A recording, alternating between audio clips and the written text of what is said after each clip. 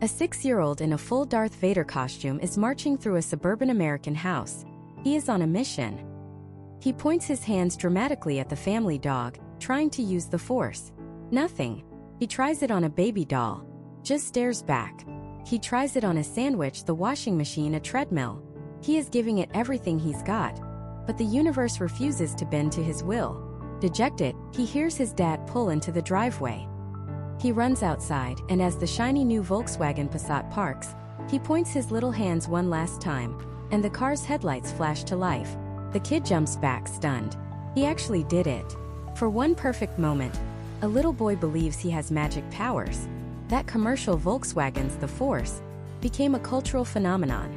It was the undisputed king of the 2011 Super Bowl. But here's the crazy part, the part that advertisers spend billions trying to figure out. The commercial wasn't about the car. It wasn't about miles per gallon or horsepower, or the innovative new remote start feature that actually turned the lights on. It was about the feeling a father gets when he makes his son believe in magic. It sold a moment. It sold a story. And in doing so, it sold more Passats than any ad full of technical specs ever could have. Now think about the last 5 car commercials you saw. Can you remember a single one? Probably not. You probably remember a blur of glistening metal, winding coastal roads that nobody actually drives on, and a deep-voiced announcer telling you about 0% financing for qualified buyers. It's noise. It's wallpaper. It's instantly forgettable. And that is the single biggest failure in advertising. This is why we're here. Over the next 10 parts, we are going on a deep dive. We're going to pull back the curtain on the art and science of making a truly memorable car commercial in the United States. This isn't just for marketing executives or aspiring filmmakers. This is for anyone who loves a good story, who's fascinated by psychology, or who simply wants to understand the invisible forces that shape our culture and our decisions. We are going to deconstruct the legends, the ads that didn't just sell cars, but that defined a generation, captured the American spirit, and became a part of our collective memory. You will learn the psychological triggers, the storytelling frameworks, and the cinematic secrets that separate the timeless from the trivial. By the end of this, you'll never look at a commercial the same way again. You'll be able to see the matrix, the puppet strings, the genius behind the 30-second masterpiece. To do that, we have to first understand a fundamental truth about America. We don't buy cars. Not really. We buy identity. A car is never just a car in the US. It's a rolling symbol of who we are or who we want to be. A Ford F-150 isn't a truck. It's a declaration of independence, hard work, and rugged capability. It's the backbone of the country. A Tesla isn't a car. It's a statement about the future, about innovation, about being smarter and cleaner than the rest. A vintage Mustang isn't a car. It's a bottle of pure, unfiltered rebellion. Freedom. The open road. The greatest car commercials ever made understand this. They don't sell the steak, they sell the sizzle. They sell the dream. And they build that dream on 3 core pillars: the myth, the mood, and the message. Get these 3 things right and you can create a legend. Get any one of them wrong and you're just making more noise. Today we're starting with the most important pillar of all. The myth. The story. The grand narrative you are trying to sell. Every legendary commercial is built around a core myth. A story so fundamental to the human experience that it resonates in our bones. It could be the story of the underdog, the hero's journey, the protector of the family, the rebel, the innovator. The product, the car, is simply the tool that allows the hero of the story, who is always the viewer, to fulfill that myth. Let's go back to the 1960s. American roads were dominated by giants. Cadillacs with tail fins the size of surfboards. Chromed out, gas-guzzling behemoths. Cars were a symbol of American power and excess. Bigger was always better. Then a small, strange-looking car from Germany showed up. The Volkswagen Beetle. By every American standard of the time, it was a joke. It was small, it was ugly, it was a Beetle. How do you sell that to a country obsessed with muscle? You don't sell the car. You sell a new myth. The myth of the intelligent underdog. Volkswagen's agency, Doyle Dane Bernbach, launched the now iconic Think Small campaign. The ads were revolutionary. They used huge amounts of white space with a tiny picture of the car. The headlines were self-deprecating and brutally honest. One just said, "Lemon," explaining how they once had to reject a car because of a tiny scratch on the glove compartment. Another admitted, "It's ugly, but it gets you there." They weren't selling a car. They were selling a philosophy. They were telling the story of David versus Goliath. The world of giant, flashy, wasteful cars was Goliath, and the smart, practical, humble Beetle was David. Buying a Beetle wasn't just a consumer choice. It was an act of quiet rebellion. It was a vote for intelligence over vanity, for simplicity over complexity. It was a myth that appealed to a growing counterculture of people who were tired of conformity.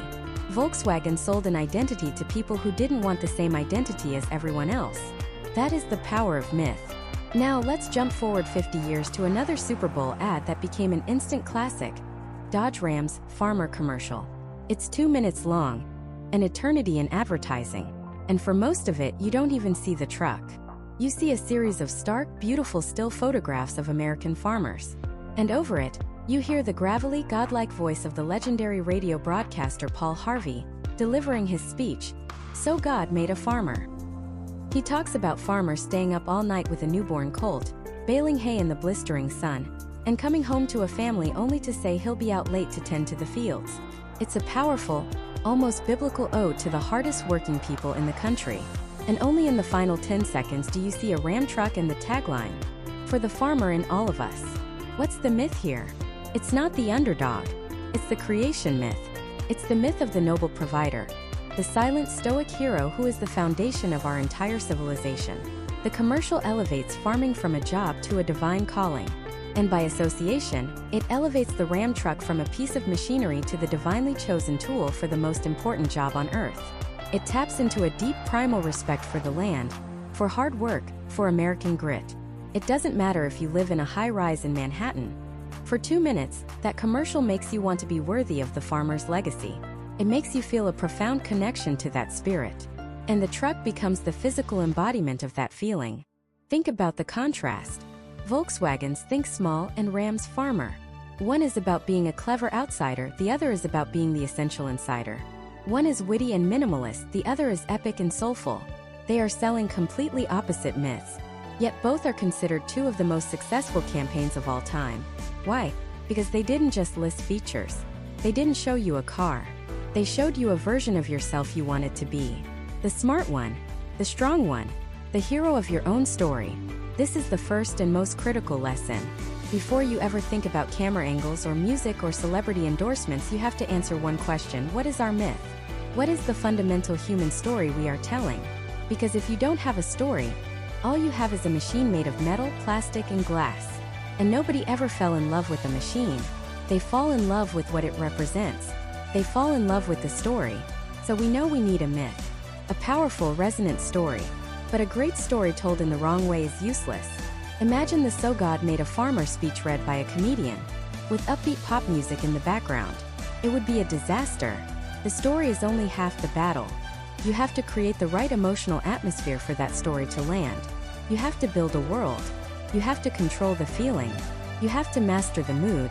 And that how the masters of advertising use sound, color, and pacing to hijack your emotions is exactly what we're breaking down next. Let's start with sound, because before you see anything, you hear it. Our brains are hardwired to react to sound faster than sight. It's a primal survival instinct. A twig snaps in the woods, and your fight or flight response kicks in before you even spot the predator. Car commercials exploit this to its absolute core. The most obvious tool is music. Think about it. What does a Ram truck commercial sound like? It's probably a gritty, gravelly country or classic rock song. It's the sonic equivalent of worn leather and calloused hands. It screams authenticity, hard work, and a kind of rugged blue-collar patriotism. Now, what does a BMW commercial sound like? It's either a driving, high-energy electronic track or a sweeping piece of classical music. One says precision, adrenaline, and the future. The other says heritage, performance, and sophistication. The music isn't just background noise. It's a shortcut to an entire lifestyle. It's the brand telling you who its customers are, or more importantly, who you could be if you just bought their car. But it goes so much deeper than just the soundtrack. The real masters play with sound design. The engine note, for example, is an instrument in itself. For decades, the throaty, chest-thumping rumble of a V8 engine has been the unofficial anthem of American muscle. A Dodge Challenger commercial isn't just selling a car. It's selling a visceral gut punch of power. They isolate that sound, amplify it, make it the star of the show because they know it triggers a deep, almost Pavlovian response in a certain type of buyer. It's a roar that promises freedom, rebellion, and a complete disregard for gas mileage. Now, contrast that with an ad for an electric vehicle. What do you hear? Often near silence. A gentle, futuristic hum. The sound of the wind rushing past the car. The quiet crunch of tires on a gravel road. The absence of the roar is the entire point. The sound design is communicating a different kind of power. The power of progress, of clean technology, of intelligence. It's calm, it's serene, it's the future. Or think about luxury. A Lincoln or Cadillac commercial might make a hero out of the sound of the door closing. Not a slam, but a solid, satisfying bank vault thump. That single sound is engineered to communicate quality, safety, and insulation from the noisy, chaotic world outside. They are selling you a sanctuary, and that's what a sanctuary sounds like. Sound is the first handshake, the first emotional hook. It sets the stage for what your eyes are about to see. And what you see is a world painted with deliberate, psychological precision. Color is never an accident. The color palette of a commercial is the single most powerful, nonverbal tool for establishing mood. Let's go back to that truck. A Ford F-150 ad is almost always drenched in warm, natural, earthy tones. The golden light of a sunrise over a farm. The deep blues of a working man's jeans. The rich brown of the soil. These colors feel honest, reliable, and grounded. They connect the truck to the very idea of America's heartland. The truck itself might be a bold American red, standing out as a symbol of strength and pride against that natural backdrop. Now, let's teleport to a commercial for a Genesis or an Acura. The world transforms. The colors become cool, sleek, and controlled. You'll see a palette of monochromatic grays, sharp blacks, and brilliant whites. The setting is often a modern, minimalist architectural home or a rain-slick city street at night. The colors are designed to feel sophisticated, intelligent, and aspirational. They're selling a world of refined taste and cutting-edge design. There are no muddy fields here. It's clean, it's precise, it's premium. And then there's the wild card, Subaru. What color defines Subaru? Green. Not just the color green, but the feeling of green. Their ads are saturated with the lush greens of a Pacific Northwest forest, the deep blues of a mountain lake. This isn't just about selling a car with all-wheel drive. It's about selling an identity rooted in adventure, environmentalism, and a love for the outdoors. They use color to connect their vehicle to a powerful, desirable lifestyle. It's a promise that this car isn't just a way to get to work. It's a key that unlocks a world of foggy mornings and pine-scented air. This is called color grading, and it's the digital equivalent of putting a filter on reality. By subtly shifting the entire color cast of the footage, advertisers can make the same scene feel nostalgic and warm, or cold and menacing, or fresh and vibrant. They are literally painting with emotion.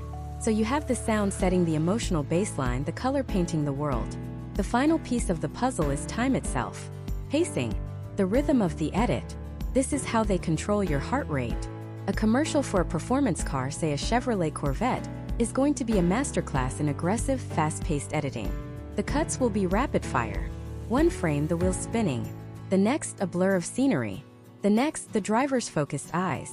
The shots are short, sharp, and relentless, often perfectly timed to the beat of a high-octane song. This kind of editing doesn't give you time to think. It forces you to feel. It mimics the adrenaline rush of driving at speed. It's exciting, it's visceral, and it's designed to make you feel a phantom sense of G-force while you're sitting on your couch. The polar opposite is the pacing of luxury. A Rolls-Royce or Bentley ad moves with the unhurried confidence of old money. The shots are long, languid, and deliberate. The camera will slowly, lovingly glide across a detail. The intricate stitching on the leather, the grain of the wood inlay, the crystal hood ornament. These long takes, or oneers, create a sense of calm, elegance, and appreciation. The message is clear. Our craftsmanship deserves your time and attention. We are not in a rush because true quality is timeless. The slow pacing communicates an effortless superiority. While the sports car ad is shouting for your attention, the luxury car ad is whispering, confident that you will lean in to listen. These three elements, sound, color, and pacing, are the holy trinity of atmospheric storytelling. They are the invisible architecture that supports the entire commercial. They work in concert to create a single unified feeling. A mood so powerful and so specific that you feel it in your bones before you even realize what you're being sold. They build the world, they define the emotion, and they prime your brain for the story that's about to be told. So once you have the mood, what story do you tell? Do you sell freedom? Do you sell safety? Or do you sell the American dream itself? Because every great car ad isn't just selling a car, it's selling an identity. And the first, most powerful identity they sell is the rebel. The rebel doesn't ask for permission. The rebel takes. It's the snarling engine in a quiet suburb, the burnout mark on a pristine road. It's the embodiment of America's foundational myth, rugged individualism. This isn't just a marketing persona. It's a deep, primal chord in the American psyche, and car companies have been playing it like a Stratocaster for over 70 years. Think about the sound first. What is the sound of a rebel car? It's not the polite hum of an electric motor or the sensible purr of a four-cylinder sedan. It's a guttural roar, a V8 symphony of controlled explosions that promises power, dominance, and a complete disregard for noise ordinances. It's the sound of a Dodge Challenger Hellcat starting up in a quiet garage. That sound isn't just exhaust. It's a warning. It's a mechanical middle finger to conformity. Commercials for these cars don't just feature this sound. They are built around it. The engine note is the lead singer. The screeching tires are the guitar solo. And the deep, gravelly voiceover is the bass line holding it all together. The message is auditory and visceral before it's ever intellectual. This machine is untamed, and by driving it, so are you. The undisputed king of this domain is Dodge. Their entire brand identity for the last 2 decades has been a masterclass in selling rebellion. Their tagline, "Domestic, not domesticated," is pure genius. It brilliantly co-opts the pride of being American-made while simultaneously framing it as wild, untamable, and slightly dangerous. Look at their Brotherhood of Muscle campaign. It's not about commuting. It's not about fuel economy. It's about joining a tribe of like-minded outsiders. The commercials are dark, cinematic, and aggressive. They show their cars tearing through rain-slick city streets at night or roaring down empty desert highways. The drivers are often anonymous, their faces obscured by shadow, because the driver isn't the point. You, the viewer, are meant to project yourself into that seat. You're the one breaking the monotony. Dodge isn't selling you a car. They're selling you a release valve for the pressures of modern life. They're selling you the permission to be a little bit bad. But this archetype wasn't born with Dodge. It was forged in the 1960s with the original pony car, the Ford Mustang. When the Mustang debuted in 1964, it was a cultural phenomenon. It was stylish, affordable, and powerful. It was a car for the young, a generation that was rejecting the staid conformity of their parents. The Mustang wasn't just transportation. It was a statement. It was freedom on 4 wheels. And its rebel status was forever cemented in 1968 by a man who said almost nothing at all. Steve McQueen in the movie Bullet. That 10-minute car chase through the streets of San Francisco, with McQueen in his Highland Green Mustang GT, became the blueprint for every automotive rebel fantasy. No music, just the raw sound of the engine and the squeal of the tires. It was gritty, it was real, and it made the Mustang the coolest car on the planet. Ford knows this. They have been leaning on the Bullet legacy for 50 years, releasing special editions and creating commercials that directly evoke that iconic chase. They understand that they're not just selling a new car, they're selling a piece of legendary defiance. The rebel archetype, however, isn't limited to asphalt-shredding muscle cars. There's another, equally potent, form of rebellion, the rebellion against the road itself. This is the domain of Jeep. The Jeep rebel isn't outrunning the authorities in the city. They're escaping civilization entirely. Their enemy isn't the establishment, it's the pavement. The tagline, "Go anywhere, do anything," is a rebel yell for the adventurer. Jeep commercials rarely show their vehicles in a city. Instead, you see a Wrangler fording a river, a Gladiator climbing a sheer rock face, or a Cherokee parked on a remote mountaintop, miles from any sign of human life. The story here is one of self-reliance and liberation from the constraints of the modern world.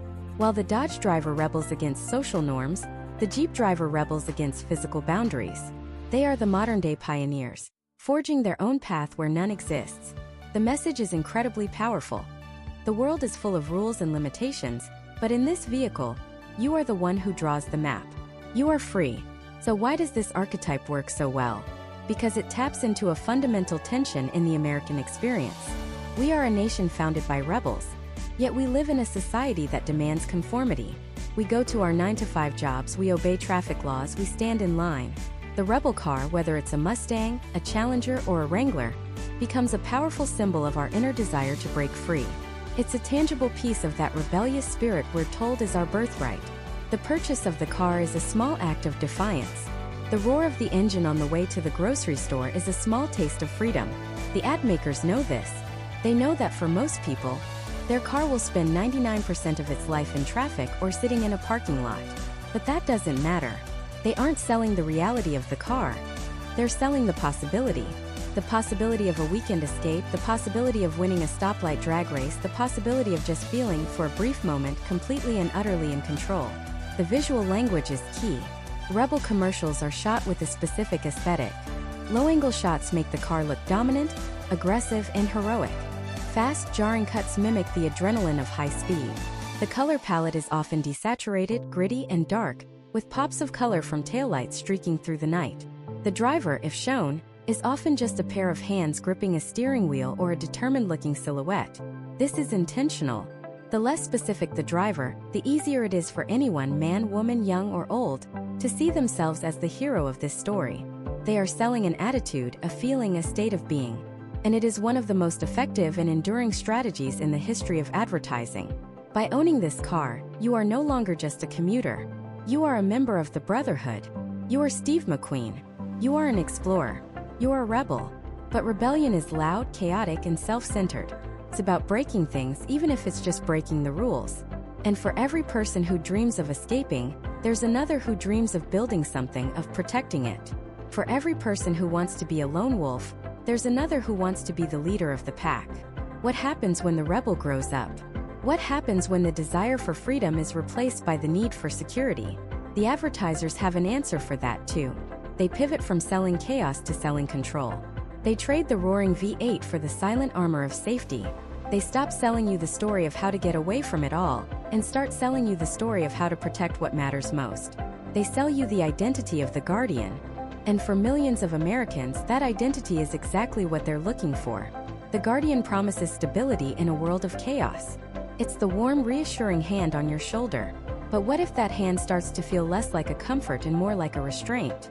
What if the very safety you crave starts to feel like a cage, no matter how gilded? This is the fundamental tension in the American psyche. We build fences to protect our families, and then we dream of what's on the other side of them. We yearn for security, but we are a nation founded on rebellion. And for every commercial that sells you the peace of mind of the Guardian, there is another, equally powerful ad that sells you the exhilarating thrill of its polar opposite, the outlaw. The outlaw doesn't care about 5-star safety ratings or side impact airbags. The outlaw sees a paved road not as a convenience, but as a suggestion, a boundary to be crossed. This archetype doesn't sell you a way to get to work. It sells you a way to escape from it. It doesn't promise to protect your world. It promises to expand it, to push its edges into the wild, the unknown, the untamed. And no brand in the history of American advertising has mastered the art of the outlaw quite like Jeep. A Jeep commercial almost never takes place in a city. You won't see it navigating a parking garage or idling in school pickup lines. Even though that's where most Jeeps spend 99% of their lives. That's the genius of it. They aren't selling you the reality of the car. They're selling you the possibility of the car.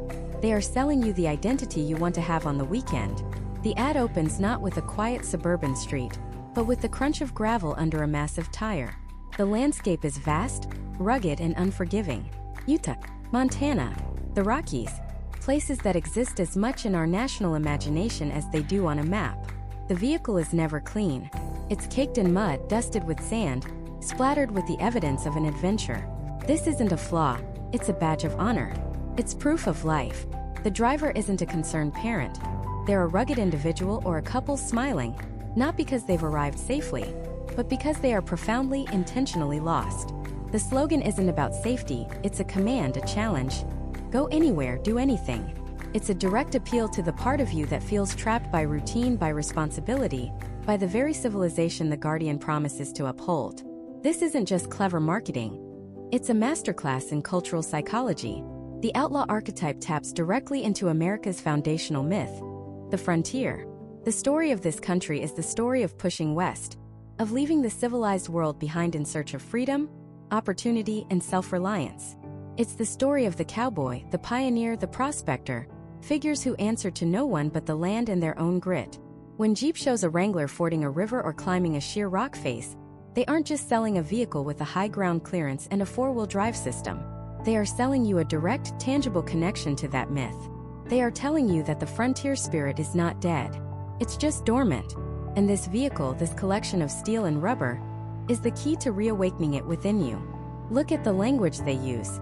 It's about freedom. It's about capability. It's about authenticity. A Volvo commercial whispers. A Jeep commercial grunts. It speaks in a language of action, not emotion. It bypasses the part of your brain that worries about insurance premiums and focuses squarely on the primal part that longs to see what's over the next hill. It creates a powerful cognitive dissonance. You might be watching the ad from your beige cubicle under fluorescent lights, but for 60 seconds, you are the person behind the wheel. You are the one conquering nature. You are the one who is truly free. The car becomes a talisman, a promise that even if your life is one of paved roads and deadlines, you could escape. The mere act of owning the vehicle makes you a member of the tribe, an honorary outlaw. This is why the Jeep Wave is a real phenomenon. It's a signal of shared identity. The drivers aren't just acknowledging each other's choice of vehicle. They are acknowledging a shared philosophy. I see you. I see the part of you that refuses to be tamed. It's a secret handshake for a club built around the idea of breaking away from the club. Now place a quintessential Guardian ad next to a quintessential Outlaw ad. On one side you have a Subaru, parked in a pristine driveway, as a father watches his daughter, now a teenager, drive away for the first time. The tagline is about love, trust, and the promise to protect. The core emotion is a blend of pride and anxiety. The car is the solution to the anxiety. It is the protector. On the other side you have a Jeep Wrangler covered in mud, perched on a cliff edge at sunrise. A lone figure looks out at an endless wilderness. The tagline is about adventure, capability, and the promise of escape. The core emotion is a blend of awe and exhilaration. The car is the enabler of the exhilaration. It is the liberator. One sells you the story of coming home. The other sells you the story of leaving it. Both are billion-dollar narratives. They work because they don't try to appeal to everyone. They understand that identity is about choice. You can't be both the guardian and the outlaw at the same time. By choosing one, you are defining yourself against the other. The marketing forces you to pick a side, and in doing so, it creates a much more passionate, loyal customer than a brand that tries to be everything to everyone. You don't just buy a Subaru. You are a Subaru driver. You don't just own a Jeep. You are a Jeep person. The car becomes an extension of your self-concept. But the outlaw archetype is not just about mud and mountains. It can also be about rebellion on the asphalt. Think about the classic American muscle car, the Dodge Challenger, the Ford Mustang. The commercials are rarely about quiet competence. They are about power, noise, and a flagrant disregard for subtlety. They are a visceral scream against an automotive world that is becoming increasingly quiet, electric, and polite. The ads feature roaring engines, smoking tires, and a kind of unapologetic swagger. The car is a villain, a disruptor. It's the bad boy your mother warned you about. This is the outlaw in an urban setting. The rebellion isn't against nature's limits, but against society's. It's a rebellion against conformity, against the Prius in the next lane, against the expectation that you should be sensible. Sells you permission. Permission to be loud. Permission to be a little irresponsible. Permission to feel that surge of adrenaline when you hit the gas. It's selling a controlled form of chaos. A weekend rebellion before you have to put your suit back on Monday morning. And just like the Jeep, it's selling an identity. Not the rugged explorer, but the urban renegade. Both are facets of the same core archetype. The outlaw, the one who breaks the rules, follows their own path, and values freedom above all else. So we have these two colossal pillars of American car advertising. The guardian selling safety and the protection of the tribe, and the outlaw selling freedom and the power of the individual. They are the yin and yang of the American dream, the picket fence and the open range. For decades you were either one or the other. But then a new kind of brand emerged. One that looked at this dichotomy and refused to choose. A brand that decided to sell something else entirely. Not safety, not freedom, but something far more seductive, more complex, and perhaps more modern. They decided to sell status. The story of the ruler. The ruler archetype doesn't promise you an escape. It promises you the corner office with a better view. It doesn't sell you a way to get away from it all. It sells you a way to be above it all. This isn't about finding yourself on a dusty trail. This is about everyone else finding you exactly where they expected you to be, at the top. The ruler brand is the embodiment of control, leadership, and power. Its promise is simple. If you use this product, you will gain or maintain control. You will be the king or queen of your domain. And in the world of American automobiles, no one has played the part of the ruler more masterfully, more consistently than Mercedes-Benz. Their slogan isn't a friendly suggestion. It's a decree. The best or nothing. Think about the sheer, unadulterated arrogance of that statement. It's a line in the sand. On one side, there is perfection, engineering excellence, and indisputable status. On the other side is everything else. Mercedes commercials rarely show their cars in a frantic rush. There's no panic chase, no desperate escape. Instead, you see serene, deliberate power. A Mercedes glides through a cityscape it seems to own. It sits, gleaming, in the driveway of an architectural masterpiece. The driver isn't a fresh-faced college kid seeking adventure. It's a silver-haired executive, a renowned surgeon, a tenured professor. Someone who has already won. The car isn't the tool they use to win the race. It's the trophy. The psychology here is potent because it taps directly into the most complex gears of the American dream. While we celebrate the rugged individualist, the explorer forging his own path, we also have a deep-seated respect for hierarchy and success. The ruler archetype validates the struggle. It says all those late nights at the office, all those sacrifices, they were worth it. This three-pointed star on your grille is the proof. It's a signal, a nonverbal broadcast to every other driver in traffic, every neighbor on your street, that you have achieved a certain level of success. It is order, prestige, and stability made manifest in steel, leather, and glass. The commercials sell this not through overt bragging, but through an aura of inevitability. Watch a classic Mercedes ad. The music is often classical or a piece of sophisticated, minimalist electronica. The color palette is muted, elegant silvers, blacks, deep blues. The voiceover, when there is one, speaks with a calm, measured authority. It doesn't shout about horsepower or 0 to 60 times. It speaks of uncompromising engineering, timeless design, and a century of innovation. The message is that this car isn't a trendy purchase. It's an investment in a legacy. You're not buying a car. You're joining a dynasty. It's an appeal to the part of us that craves order in a chaotic world.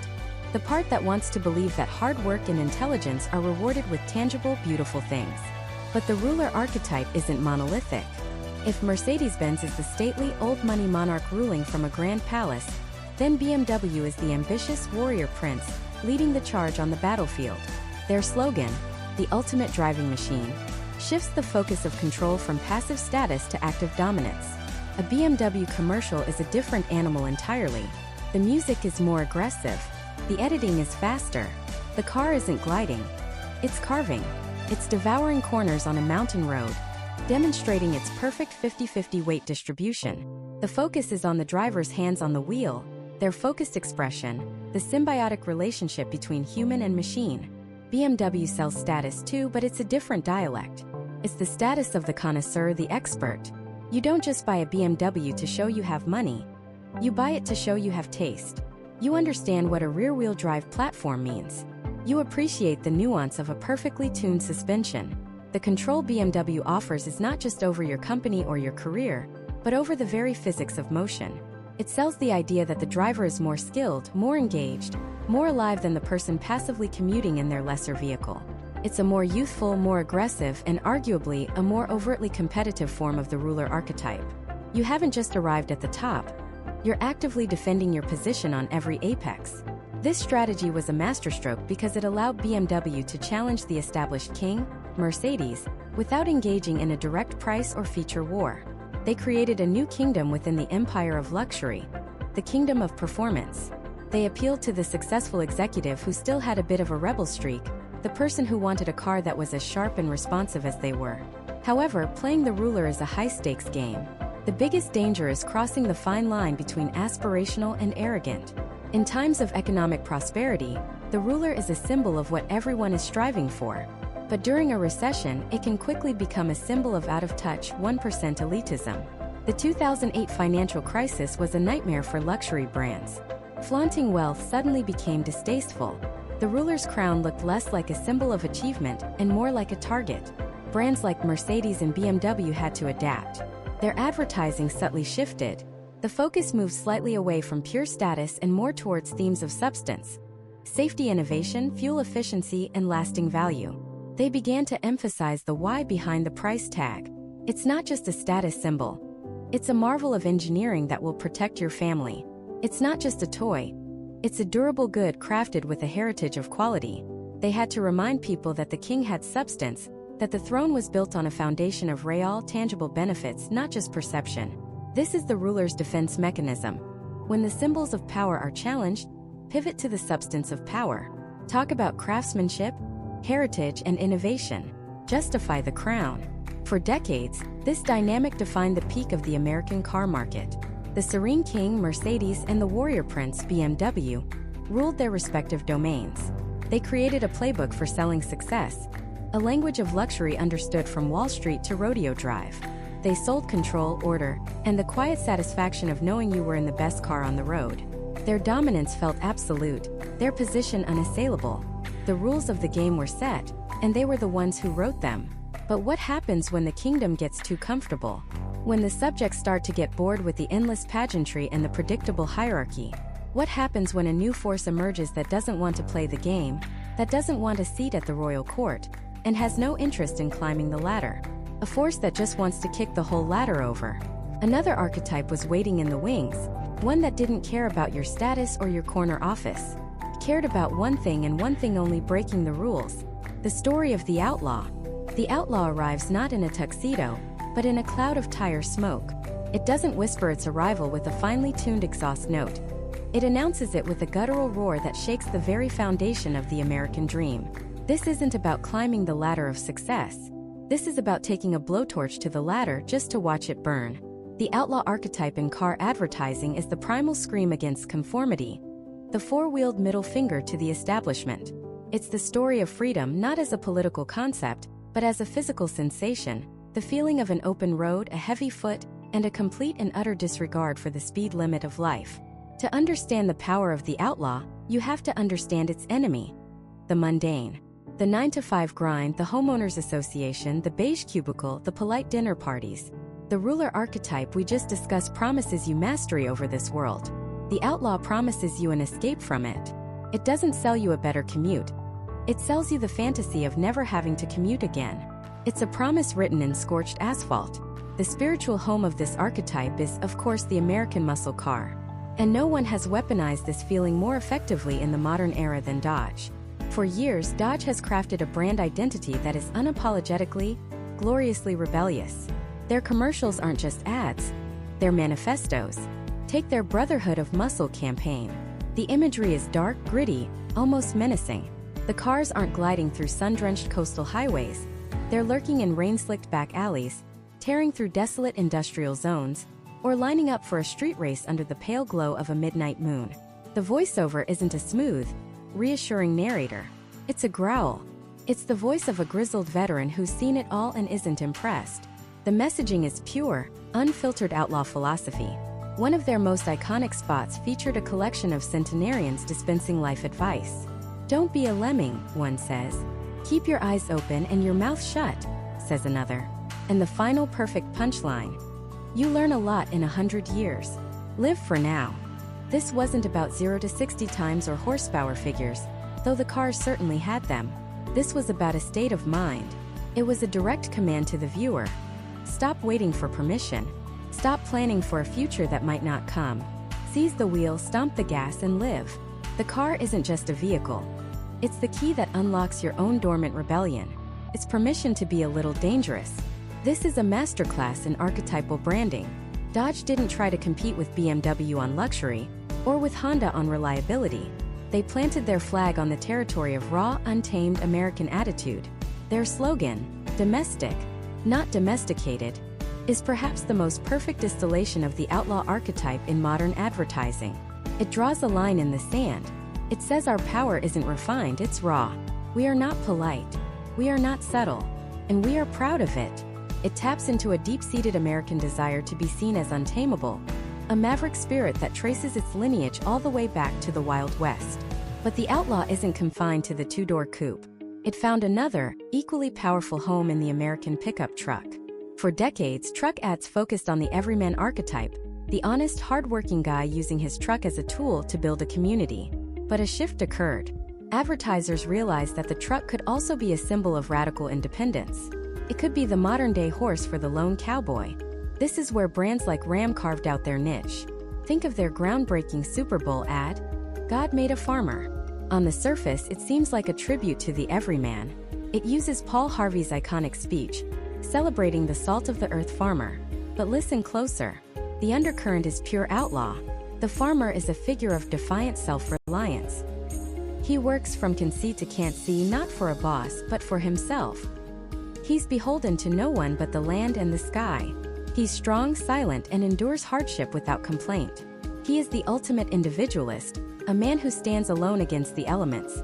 The Ram truck, by extension, isn't just a tool for his work. It's the enabler of his fiercely independent lifestyle. It's the vehicle for the man who walks his own path. This flavor of the outlaw is less about breaking the speed limit and more about breaking away from society altogether. It sells a fantasy of leaving the city, the noise, and the bureaucracy behind. It's the promise of a simpler, more authentic life, one where your worth is measured by the strength of your hands, not the title on your business card. Ford has played in this space too with its Build Ford Tough mantra. It's a slogan that speaks not just of mechanical durability, but of a kind of spiritual toughness. It suggests that the driver and the truck share a common DNA, resilient, unyielding, and capable of handling anything the world throws at them without asking for help. So why is this archetype so potent in the American psyche? Because at its core, the United States is a nation founded by outlaws. The founding fathers were rebels. The pioneers who went west were nonconformists who refused to accept the limitations of the known world. The story of America is a story of breaking rules, challenging authority, and carving out an individual destiny. The outlaw car commercial doesn't invent this desire. It simply reflects it back at us. It gives us a 2-ton, 500-horsepower vessel for our own rebellious spirit. It tells the person stuck in traffic that they are secretly a drag racer. It tells the office worker staring at a spreadsheet that they are secretly a cowboy. It's a fantasy, of course. The vast majority of Dodge Challenger owners obey traffic laws, and most Ford F-150 drivers aren't wrestling cattle. But the feeling is what's for sale. The danger for the brand is walking the fine line. The outlaw celebrates freedom, but it can easily tip over into celebrating recklessness. This is why you always see the disclaimer: professional driver on a closed course. Do not attempt. The brand is selling the spirit of the outlaw, not a literal instruction to break the law. They are selling you a leather jacket, not a life of crime. They're giving you a safe way to feel dangerous, a socially acceptable outlet for your inner rebel. It's a carefully managed chaos, a rebellion with a financing plan. The outlaw archetype is a powerful force. It's an intoxicating cocktail of freedom, power, and individualism. It looks at the carefully constructed world of the ruler, with its status symbols and social hierarchies, and just laughs. It offers a different kind of status, the status of being above status, the coolness of not caring. It's the ultimate anti-hero. We've celebrated the rebel, the lone wolf, the one who tears up the map and forges their own path through the wilderness. But what about the ones who need to follow the map? The ones whose primary concern isn't breaking free, but getting their precious cargo from point A to point B safely. The outlaw's greatest fear isn't a locked gate or a police cruiser. It's a car seat in the back. And to sell a car to the person buckling that seat, advertisers had to invent a completely different kind of hero. The one who protects. The one who nurtures. The story of the caregiver. The caregiver archetype doesn't sell a dream of escape. It sells a promise of arrival. Safe arrival. It shifts the focus from the driver to the cargo, the most precious cargo imaginable. This wasn't about the open road anymore. It was about the cul-de-sac. It was about the school run, the soccer practice, the grocery trip. The mundane, everyday journeys that form the scaffolding of a family's life. And the vehicle for this new American story wasn't a muscle car or a convertible. It was the humble, practical, and utterly revolutionary minivan. Then its tougher, more stylish cousin, the SUV. These vehicles weren't sold on horsepower or quarter-mile times. They were sold on cup holders, cargo space, and above all, safety. The commercials had to speak a new language, one that valued reliability over rebellion and security over speed. The target wasn't the lone wolf. It was the head of the pack. And for decades, one brand has been the undisputed alpha of that pack, Volvo. Volvo didn't just adopt the caregiver archetype. They practically invented it in the automotive world. For years, their commercials were less like advertisements and more like public service announcements from a Swedish engineering firm. You wouldn't see a Volvo sliding around a rain-slicked corner for fun. You'd see it sliding around a rain-slicked corner to demonstrate its anti-lock braking system. They were famous for showing their crash tests, slow-motion footage of steel crumpling, airbags deploying, and a reinforced safety cage holding firm. The message was brutally, beautifully simple. Other cars are designed to be driven. A Volvo is designed to be crashed. They would stack their cars 7 high to prove the strength of the roof. They'd show a family walking away from a horrific accident, with a voiceover calmly explaining the physics of the side impact protection system. It was an appeal not to emotion but to cold, hard logic. It was a brand for adults, for people who understood that the world is a dangerous place, and that a 2-ton steel box traveling at 70 miles per hour is a serious piece of business. Buying a Volvo wasn't an indulgence, it was an investment in survival. It was the most responsible decision a parent could make. They weren't selling a car. They were selling peace of mind packaged in sheet metal. It was a powerful, enduring message that built an empire on a single, unwavering promise. We will protect your family. But logic, even life-saving logic, only goes so far. The true genius of the caregiver archetype is its ability to connect that logic to our deepest, most primal emotions. And no one, absolutely no one, has done this better than Subaru. Subaru took the foundation that Volvo built, the focus on safety and reliability, and built a cathedral of emotion on top of it. They understood that you don't just protect your family because it's the logical thing to do. You protect them because you love them. And they made that 4-letter word the cornerstone of their entire brand. Think of their now legendary "They Lived" commercial. It's a masterpiece of emotional storytelling. It opens not on a happy family, but on the aftermath of a catastrophe. A blue Subaru utterly mangled, a twisted wreck being hauled onto a flatbed tow truck. The scene is somber, quiet. The police officer looks on, shaking his head. The tow truck driver has a grim, seen it all before expression. Every visual cue screams tragedy. As a viewer, your heart sinks. You're bracing for the worst. The voiceover is a simple, gravelly report from the officer. "I've seen a lot of crashes. The driver, he walked away. The passenger, she walked away." The camera cuts away from the wreckage. We see a father picking up his daughter from school, a wife greeting her husband at the door, a family sitting down for dinner. Normal life. Precious, beautiful, normal life.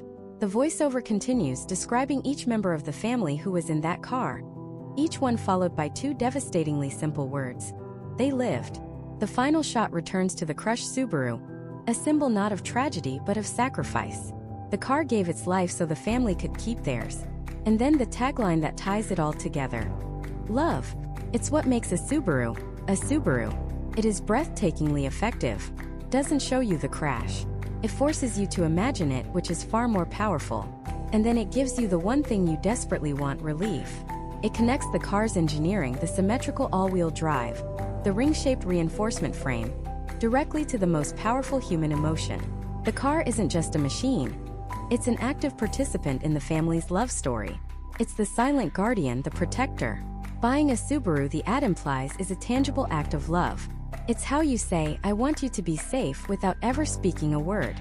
This strategy is pure psychological genius. It reframes the purchase of a car, which can feel like a selfish, expensive decision, into a selfless act of care. You're not buying it for you, you're buying it for them.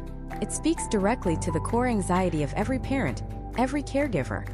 The fear of not being able to protect the ones you love from a dangerous world. Volvo says, "Our car can withstand the danger." Subaru says, "Our car is an expression of your love that conquers the danger." It's a subtle but crucial difference. It's the difference between a product and a purpose. Over the years, the caregiver archetype has evolved. The threats are no longer just head-on collisions. They're the distracted driver in the next lane, the shopping cart rolling across the parking lot, the bicycle that darts out from behind a parked van. And so, the car's role as a caregiver has become more active, more technological. Today's commercials for brands like Honda, Toyota, and Hyundai are filled with demonstrations of this new level of care. A mother, momentarily distracted by her kids in the back seat, starts to drift out of her lane. But the car gently nudges her back. A soft beep, its only comment. A father, backing out of a driveway, doesn't see the neighbor walking his dog, but the car sees. It slams on the brakes automatically, preventing a minor disaster.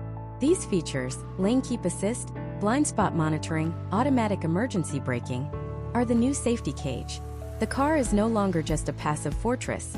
It's an active co-pilot, an ever-vigilant partner in the act of parenting. The commercials sell this technology as an extra set of eyes, an infallible assistant that never gets tired or distracted. It soothes the modern parent's anxiety, the feeling of being pulled in a million directions at once. The car says, "I'll watch the road. You watch them." It's a compelling offer. It allows the driver to be a better parent, a more present caregiver, by offloading some of the cognitive burden of driving. The caregiver archetype is a commercial powerhouse because it taps into a universal truth. The desire to protect our loved ones is a force of nature. It's stronger than the desire for speed, more compelling than the allure of luxury, and more enduring than the appeal of rebellion. It transforms a simple vehicle into a vessel of responsibility, a tool for nurturing, a symbol of love made manifest in steel, glass, and technology. It assures us that in a chaotic world, this one choice, this one car, can be a small island of safety and control. But this story, the story of the caregiver, is fundamentally about putting others first. It's about a chapter in life defined by responsibility for someone else. But what happens when that chapter ends? What happens when the car seat is empty, and the only person you need to get home safely is yourself? The caregiver finds purpose in protecting the pack. But there's another kind of journey entirely, one that isn't about protecting others, but about finding a simple, honest, and reliable path for yourself. Path of common sense. The story of the everyman. The everyman archetype doesn't seek a throne or a dragon to slay. The everyman seeks a good life. They want a home, a family, a job that pays the bills, and a car that starts every single morning. It's an archetype built not on aspiration, but on affirmation. It doesn't say, "This is who you could be." It says, "This is who you are, and we see you. We respect you." It's the story of common ground, the quiet dignity of the ordinary, and in the world of automotive advertising, it is an absolute juggernaut. No brand has mastered this narrative better than Honda. For decades, Honda's message hasn't been about luxury or raw power. It's been about elegant, simple, unimpeachable engineering. Their ads often feel less like commercials and more like demonstrations of profound common sense. Think about the classic campaigns for the Accord or the Civic. They rarely featured celebrities or exotic locations. Instead, they showed families on road trips, college students moving into dorms, and commuters navigating the daily grind. The car was never the hero of the story. It was the humble, reliable servant that made the story possible. It was the stage, not the star. This approach builds a unique kind of trust. A Mercedes commercial might make you dream, but a Honda commercial makes you nod. It's a quiet agreement between the brand and the buyer that says, "We both know what's important here." It's about being smart with your money. It's about choosing a vehicle that frees you up to worry about more important things, like your mortgage or your kids' grades. The genius of Honda's everyman positioning is that it reframes reliability from a boring feature into a profound virtue. It's not just a car that won't break down. It's a car that won't let you down. It's a promise of peace of mind, a tangible reduction of chaos in an already chaotic world. Alongside Honda stands the other titan of the everyman, Toyota. With a tagline like "Let's go places," you might expect stories of grand adventure, and sometimes you get them. But the bedrock of the Toyota brand, particularly for its core products like the Camry and Corolla, is the exact same promise of steadfast dependability. Toyota commercials are masterful at capturing the small, unglamorous, yet deeply meaningful moments of American life. A father teaching his daughter to drive in an empty parking lot, loading up the car with groceries for the week, picking up a friend from the airport. These aren't the moments that make it into the highlight reel of your life, but they are, in fact, your life. Toyota understands this better than almost anyone. Their advertising validates the everyday. It suggests that the most heroic journey you can take isn't across a desert, but across town to your parents' house for Sunday dinner, year after year, in a car that you never ever have to worry about. By purchasing a Toyota, the consumer is making a statement. I am a practical, intelligent person. I have made the sensible choice. The commercial isn't selling a dream. It's rewarding a decision. It's a high five for being responsible. But the everyman isn't a monolith. It has fascinating variations. Take Subaru. For years, Subaru was the quirky everyman, the choice of college professors in Vermont and outdoor enthusiasts in Colorado. But then came the Love campaign, one of the most successful and enduring campaigns of the 21st century. Subaru shifted from being the smart choice for a niche group to being the emotional choice for a massive one. They didn't do it by showcasing performance or luxury. They did it by doubling down on the core values of the everyman. family, safety, and shared experience. Subaru commercials are almost always about relationships. A father hands the keys to his daughter, telling her the car is what makes a Subaru. But it's really a metaphor for the safety and love he's trying to give her. A family brings home a rescue dog, the car itself becoming a member of the pack. These ads are emotional gut punches. They tell us that a Subaru isn't just a car. It's a vessel for your most precious cargo. It's the official vehicle of people who have their priorities straight. The genius is that they attached a powerful universal emotion, love, to the very practical attributes of safety and all-wheel drive. They made the sensible choice feel like the heartfelt one.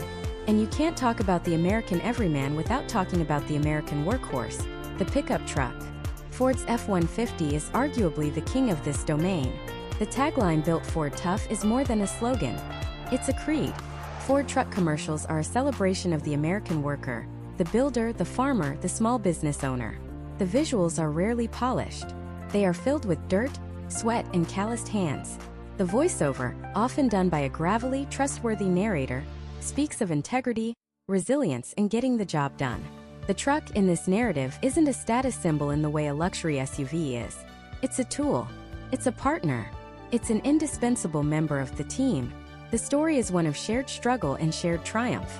The farmer who relies on his truck through planting season and harvest. The construction foreman who loads it with lumber before the sun comes up. Ford isn't selling a vehicle. It's selling itself as the backbone of American industry and self-reliance. It's a powerful appeal to a specific and very loyal segment of the everyman archetype, the one who believes in a hard day's work and the tools you can count on. The psychology behind the everyman's success is rooted in a deep human need for belonging and security. In a culture saturated with images of unattainable perfection, the everyman brand offers a refuge. It offers relatability. When you see a family that looks like yours, on a street that looks like yours, dealing with problems you understand, it creates an immediate and powerful bond. There's no pretense, no fantasy. Feels honest. This honesty is the archetype's greatest strength. The everyman brand doesn't promise to make you a different person. It promises to be a reliable partner to the person you already are. The narrative structure isn't a dramatic arc of transformation. It's a mosaic of life's small, recurring moments. It's a story told in vignettes, not in chapters. And in a world that often feels uncertain and chaotic, that promise of simple, predictable, unwavering reliability is one of the most compelling stories a brand can tell. It's the comfort of knowing that while life might throw you a curveball, at least your car will start. The everyman finds comfort in the crowd, in the shared experience of a life well lived. It's about fitting in, finding your place, and being a dependable part of the community. But what about the ones who refuse to join the crowd? The ones who see the open road not as a way to get to soccer practice, but as an escape from it? For them, there's a different story being told, a different engine roaring in the distance. For them, there is the seductive call of the outlaw. The outlaw isn't just about breaking the law. It's about breaking the rules. All of them. The unwritten social contracts, the quiet expectations, the beige-colored consensus of what it means to be a responsible adult. The outlaw archetype represents a primal scream against conformity. It's the part of us that remembers being a teenager, convinced we knew better than the world, and maybe, just maybe, we were right. In the world of automotive advertising, the outlaw doesn't sell a car. It sells a jailbreak. A get-out-of-the-rat-race-free card. It offers you the keys to a machine that doesn't just ignore the status quo. It actively burns rubber all over it. And no one, absolutely no one in the modern era, has mastered this better than Dodge. For years, Dodge has been the undisputed king of the outlaw brand. Their tagline, "Domestic, not domesticated," is a masterclass in archetype positioning. It's a declaration of war against the tamed, the predictable, the imported sensibility of quiet efficiency. A Dodge commercial is a visceral experience. It's not a story you watch. It's a feeling you absorb through the screen. The sound isn't just an engine. It's the guttural roar of a caged beast being unleashed. The visuals are dark, gritty, often featuring burning asphalt and the demonic glow of taillights.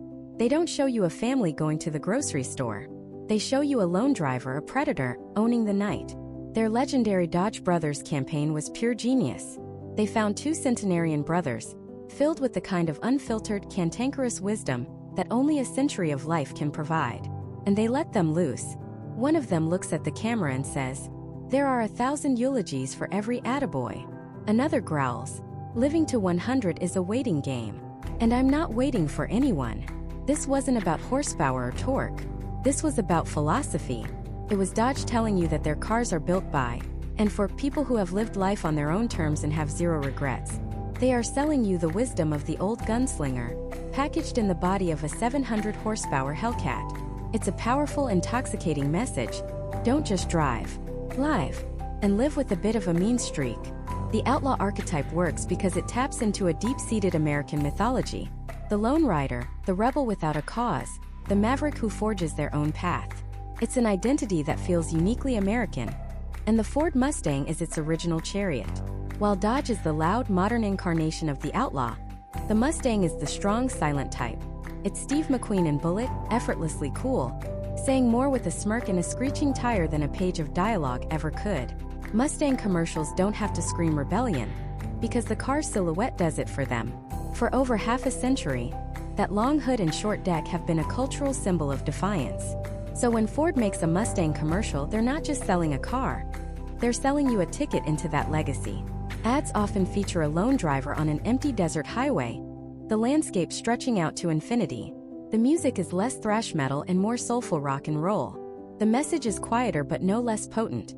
This isn't just a car, it's a piece of history. It's the freedom your parents and grandparents dreamed of, updated with a digital dashboard. Driving a Mustang is an act of participating in the American rebel myth.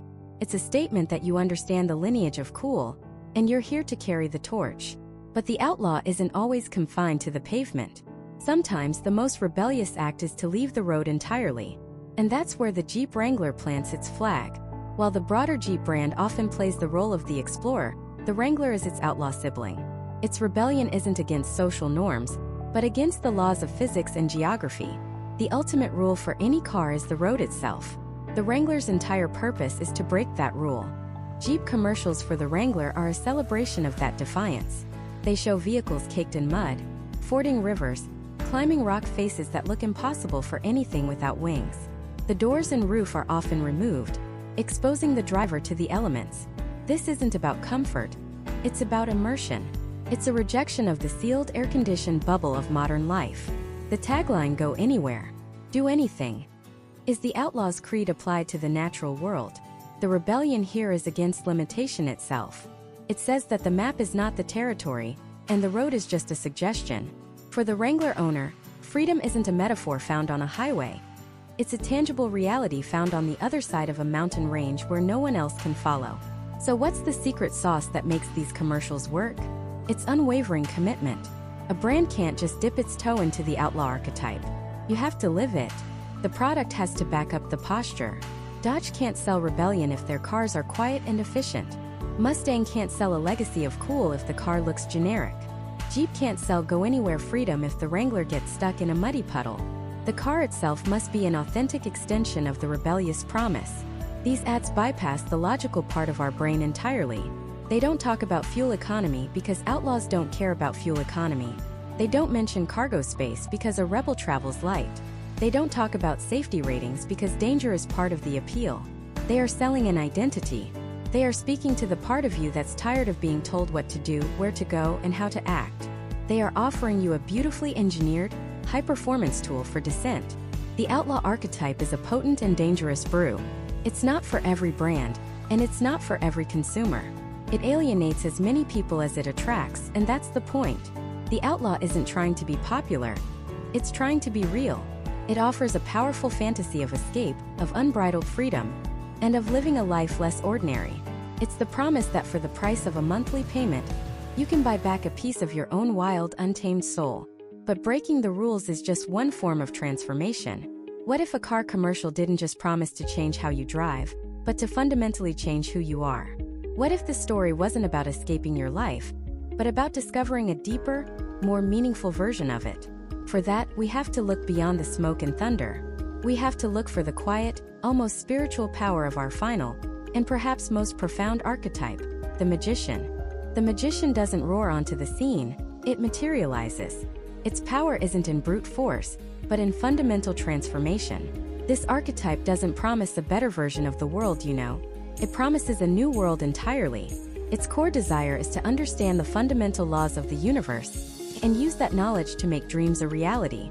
And in the 21st century, no segment of the automotive industry embodies the magician more purely, more powerfully, than the rise of the electric vehicle. For over 100 years, the car was defined by the controlled explosion.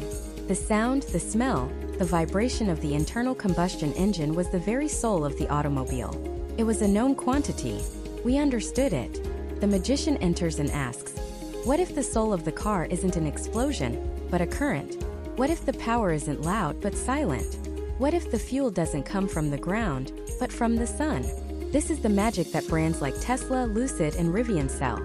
Their commercials, and indeed their entire marketing ethos, are built on this principle of transformation. They aren't just selling you a car. They are selling you a membership to the future. Look at the way they present their vehicles. The focus is rarely on the traditional metrics we've been taught to value. Instead, it's on the seemingly impossible, the instantaneous gut-wrenching torque that pins you to your seat in complete silence. The ability for a 7-seater SUV to out-accelerate a purpose-built supercar. The concept of a car that gets smarter, faster, and safer while it sits in your garage, thanks to over-the-air software updates. This is not the language of mechanics. It's the language of alchemy. The car is no longer a static object that degrades over time. It's a dynamic piece of technology that evolves. The magician turns a depreciating asset into an ever-improving companion. The magic trick is convincing you that this isn't just a better car. It's a better way to live. Cleaner, quieter, more intelligent. The commercials often show serene landscapes, clean cityscapes, a world unburdened by the noise and pollution of the past. The car becomes the catalyst for this utopian vision. It's the key that unlocks a better tomorrow. The interior of these vehicles is another stage for this magical performance. Traditional dashboards, cluttered with hundreds of buttons, knobs, and gauges, the physical evidence of a complex mechanical beast, are vaporized. In their place, a single monolithic screen, a clean minimalist slate. This isn't just a design choice. It's a statement. It says, the complexity is still here, but we've mastered it. We've hidden it. We've made it so intuitive it feels like magic. Controlling your car's climate, navigation, and entertainment with a voice command or a swipe of a finger feels less like driving and more like conducting an orchestra. It's a profound shift in our relationship with the machine. But the magician archetype isn't limited to the technological wizardry of EVs. It can also manifest in a more subtle, philosophical form. It can be about transforming your state of mind. And no one has mastered this quiet, contemplative magic better than Lincoln with their now iconic Matthew McConaughey campaigns. These commercials are baffling to some and mesmerizing to others. Nothing really happens. McConaughey sits in a car. He drives slowly. He stares at a bull. He talks to himself in cryptic, philosophical whispers. He rolls a small piece of wood between his fingers. There are no screaming engines, no power slides, no families joyfully loading up for a trip. The car's features are barely mentioned. So what on earth are they selling? They are selling an internal transformation. The magician here isn't changing the world. It's changing your perception of it. The Lincoln isn't presented as a machine for getting from A to B. It's a sanctuary, a mobile meditation chamber, a place where the noise of the outside world fades away, allowing for clarity, for introspection, for a moment of pure, unadulterated presence. The magic is the feeling the car bestows upon you. The commercial doesn't tell you the car is quiet. It makes you feel the quiet. The slogan, "The feeling stays with you," is the perfect incantation. It suggests the car's effect is not temporary. It's a lasting change to your very being. You leave the car, but the tranquility, the confidence, the sense of centeredness, that magic, comes with you. This is a masterclass in archetypal branding. It carves out a unique space in a crowded luxury market, dominated by the performance-driven rulers of Germany. While they scream about horsepower and Nürburgring lap times, Lincoln whispers about finding your center. It's a powerful and alluring proposition for a specific type of consumer. One who isn't looking to conquer the road, but to conquer their own inner chaos. The car is the wand, the tool that facilitates this personal spiritual transformation. And so we arrive at the end of our journey, having navigated the vast, intricate landscape of the American car commercial. We've seen how these miniature movies are so much more than just advertisements. They are modern-day myths, condensed into 30 or 60 seconds. They are powerful cultural artifacts that reflect and shape our deepest aspirations. We've met the ruler, in the form of Mercedes-Benz and Cadillac, promising order, status, and control in a chaotic world. They sell us the throne. We've ventured with the Explorer, in Jeeps and Subarus, answering the call of the wild, trading the mundane for the majestic. They sell us the map to uncharted territories. We've felt the rebellious thrill of the outlaw, in a Dodge Challenger or a classic Mustang, tearing up the rulebook and celebrating the untamed spirit of individualism. They sell us the permission to break free. We've seen how brands tap into our need for connection as the everyman, our desire for passion as the lover, and our instinct to protect as the caregiver. Each one offers a different vision of a better life, a different solution to our fundamental human needs. And finally, we've witnessed the magician, offering not just an improvement, but a complete transformation, a glimpse of the future, a new way of being. They sell us the dream made real. The true art of making a memorable car commercial in the USA has never really been about the car. It has never been about the steel, the rubber, or the glass. It's not about miles per gallon or 0 to 60 times. Those are just features. The real art is in understanding the human heart. It's about knowing that when we buy a car, we are not just buying a mode of transportation. We are buying an identity. We are buying a story that we want to tell the world, and more importantly, a story we want to tell ourselves. Are you a conqueror? An adventurer? A rebel? A visionary? The commercials provide the script. They hand us a key, and with it, a character to play in the grand drama of our own lives. The car is the co-star, the vehicle that empowers our personal narrative. The next time you see a car commercial, look past the gleaming metal and the scenic roads. Ask yourself, what are they really selling? What core human desire are they tapping into? What story are they inviting you to live? Because in that space between the product and the promise lies the quiet genius, the enduring power, and the undeniable art of the American car commercial. The car is the machine, but the destination is and always will be a better version of ourselves.